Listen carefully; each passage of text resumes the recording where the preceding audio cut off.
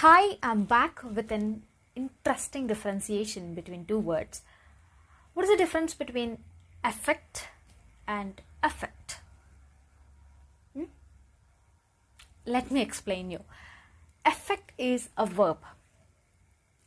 It means influence or change someone or something.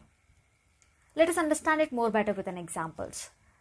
For example, going to a war will affect everyone in the country.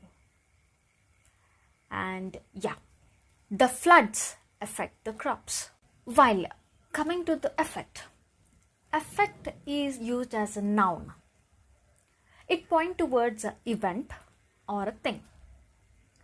It often used in the result of a change. For example,